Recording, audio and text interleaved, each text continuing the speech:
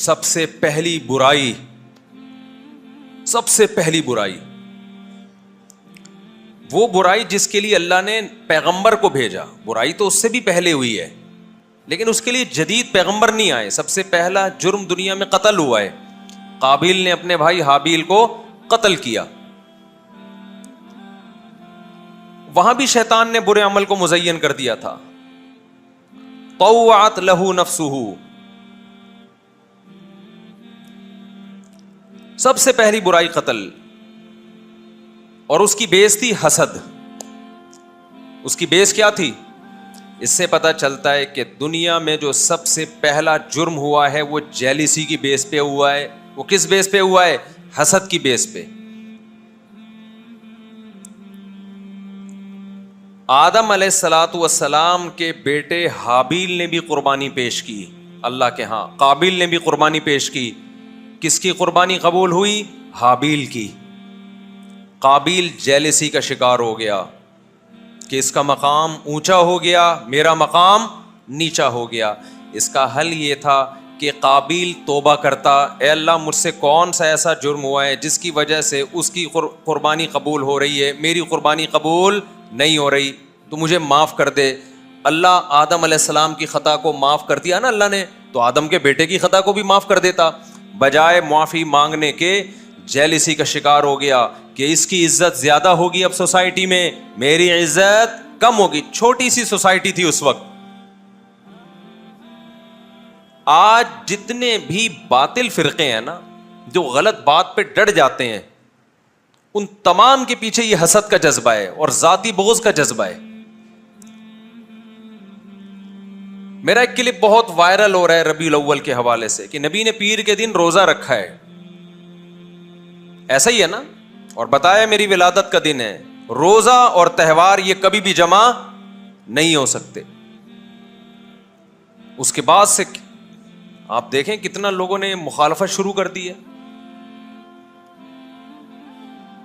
قرآن مجید میں پچھلی امتوں میں جو برائی آئی اس کا ایک بڑا سبب اللہ فرماتے ہیں ان کے جو آپس کے اختلافات تھے وہ ذاتی بغض کی بنیاد پہ تھے, وہ دلائل کی بنیاد پہ نہیں تھے.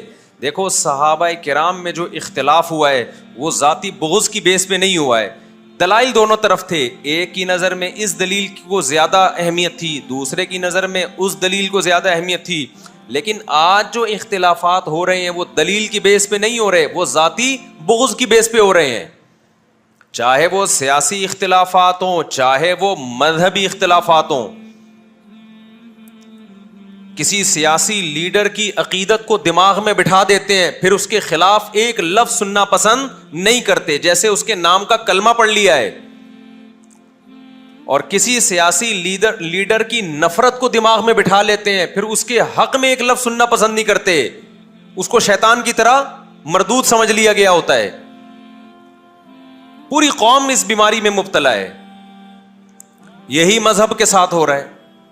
آپ نے ایک کانسیپٹ بنا لیا مذہب کا کہ مذہب میں یہ چیز ہے, دلائل کہ آپ امار لگا دیں کہ یہ نہیں ہے, سامنے والا ماننے کے لیے تیار نہیں ہوتا, وہ نہیں ہوتا. اب ربیع الاول میں یہ جو جلسے جلوس اور اس طرح کی چیزوں کے جو دلائل پیش کیے جاتے ہیں وہ کس قسم کے دلائل ہیں؟ کوئی ایک صحابہ کا کوئی عمل, کوئی تابعین کا عمل, کوئی اسلاف کا عمل, کوئی ایک روایت بھی ہمیں ملتی ہے؟ کہیں کچھ بھی نہیں ملتا. فلانا مناتا تھا, فلاں نے لکھا ہے تو فلاں نے لکھا ہے. بھائی دین سب سے پہلے کہاں سے چلا ہے؟ قرآن, سنت, صحابہ, یہ ہے نا دین. تو اور ایک بات خوب اچھی طرح سمجھ لیں, میری حضرت مفتی تقی عثمانی صاحب سے ملاقات ہوئی, ان کی زیارت کے لیے گیا, انہوں نے بڑی زبردست نصیحت کی. وہی بات کی جو ہم کہتے رہتے ہیں, اس سے بڑی تائید ہوئی کہ آپ ان فرقوں کو ختم نہیں کر سکتے. آپ کا کام ہے پازیٹیو وے میں, مثبت انداز میں اپنے دلائل لوگوں کے سامنے رکھ دینا. جس کی قسمت میں ہدایت ہوگی آ جائے گا, جس کی قسمت میں ہدایت نہیں ہوگی, جو سیدھا راستہ نہیں چاہے گا, اس کو آپ زبردستی ہدایت نہیں دے سکتے. یہ چلتے رہیں گے اسی طریقے سے. اس جملے سے بڑی تسلی ہوئی. اسلام سے زیادہ حقانیت کس کی ہو سکتی؟ دنیا میں لوگ بتوں کی عبادت کر رہے ہیں کہ نہیں کر رہے؟ کیا دلائل کی دنیا میں ان کا پلڑا بھاری ہے؟ کون دنیا میں ایسا شخص ہوگا جس میں اتنی سینس بھی نہیں ہوگی کہ جس پتھر کو میں اپنے ہاتھ سے تراشتا ہوں، میں نے خود بنایا، میں نے مارکیٹ سے خریدا، 2 خریدنے پر تیسرا فری ملا مجھے، ہول سیل کے ریٹ الگ ہوتے ہیں، وہ میری بگڑی بنائے گا. اس کے لیے کسی دلیل کی ضرورت ہے اس پر رد کرنے کے لیے؟ لیکن کیا بڑے بڑے ڈاکٹر، بڑے بڑے سائنٹسٹ، انجینئرز کیا بتوں کی عبادت نہیں کر رہے؟ بولو نا کیا ہو گیا میرے بھائی؟ تو اگر آپ ان کی ٹینشن لیتے رہو گے ساری زندگی یہ کیا ہو رہا ہے، یہ کیا ہو رہا ہے، تو اس سے بت پرستی ختم نہیں ہوگی. آپ ڈپریشن اور ٹینشن سے مر جاؤ گے. تو اس کا حل کیا ہے؟ وہی حل ہے جو قرآن نے بیان کیا کہ آپ اپنی بات لوگوں تک پہنچا دیں. جو بھی بتوں کی عبادت کرتا ہے اس کو کہہ دیں، جیسے قرآن نے کہا الہم ارجل یمشون بہا، بتاؤ کیا ان کے پاؤں ہیں جس سے یہ چلتے ہیں؟ ام لہم اعین یبصرون بہا، بتاؤ کیا ان کی آنکھیں ہیں جس سے یہ دیکھتے ہیں؟ ام لہم ایدی یبطشون بہا، بتاؤ کیا ان بتوں کے یہ ہاتھ ہیں جس سے یہ پکڑتے ہیں؟ ام لہم آذان یسمعون بہا، بتاؤ کیا ان کے کان ہیں جس سے یہ سنتے ہیں؟ اس سے اچھے تو تمہارے کان ہیں، تم سنتے ہو. اس سے اچھی تو تمہاری آنکھیں ہیں، تم دیکھتے ہو. یہ تو نہ سن سکتے ہیں نہ دیکھ سکتے ہیں، تو کیوں ان کی عبادت کرتے ہو؟ 2 اور 2 4 کی طرح قرآن بات کر رہے کہ نہیں کر رہا؟ کیا ہندو یہ آیتیں نہیں پڑھتے ہوں گے؟ کیا ان کو یہ معلوم نہیں ہے؟ بول لو بھائی. اس کے بعد بھی آپ دیکھ لو یوٹیوب پہ ویڈیو بھری ہوئی ہیں، ڈاکٹر بھی جاتے ہیں مندروں میں، بتوں کے سامنے جھکتے ہیں. اس سے صاف پتہ چلتا ہے بھائی ہمارا کام اللہ کا پیغام پہنچا دینا ہے، منوانا ہمارے ذمے نہیں ہے. تو غیر مسلموں کی گمراہی میں بھی ہمارا کام پیغام پہنچانا ہے. مسلمانوں میں جہاں گمراہی پھیلے گی تو ہمارا کام پیغام پہنچانا ہے، منوانا ہمارا کام نہیں ہے. ہم پیغام پہنچا دیتے ہیں کہ ربیع الاول میں جو کچھ آج کل ہو رہا ہے یہ پیغمبر کا طریقہ نہیں ہے، یہ آپ کی اپنی خواہشات ہیں جن کو آپ مذہب کا لیبل لگا کے پورا کر رہے ہو. دین اپنی خواہشات کا نام نہیں ہے. پورا صحیح کوئی نہیں ہوتا.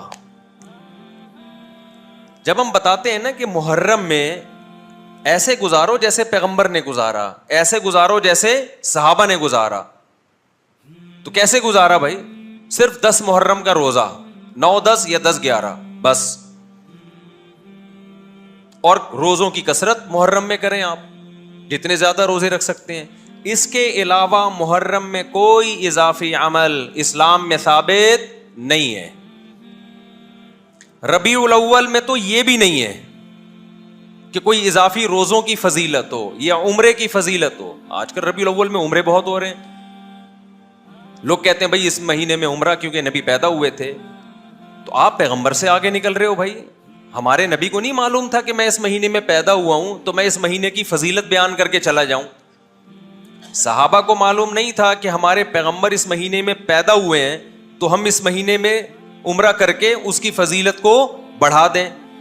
کہیں کوئی ایک حدیث دکھاؤ جس میں کسی صحابی نے ربیع الاول میں عمرے کی الگ سے فضیلت بیان کی ہو.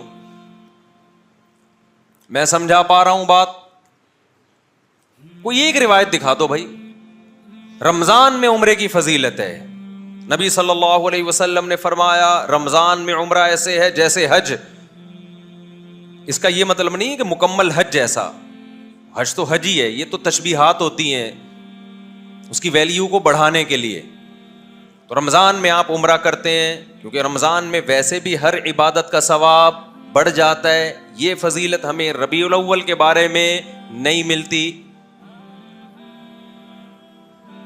تو کیوں اللہ اس کے رسول کی طرف نہیں آ جاتے؟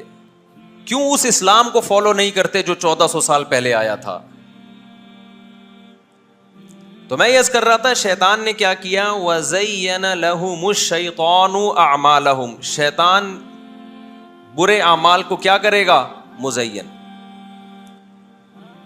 دنیا میں وہ برائی سب سے پہلے جو آئی ہے جس کے لیے اللہ نے پیغمبر کو بھیجا ہے، وہ عقیدت میں غلو کی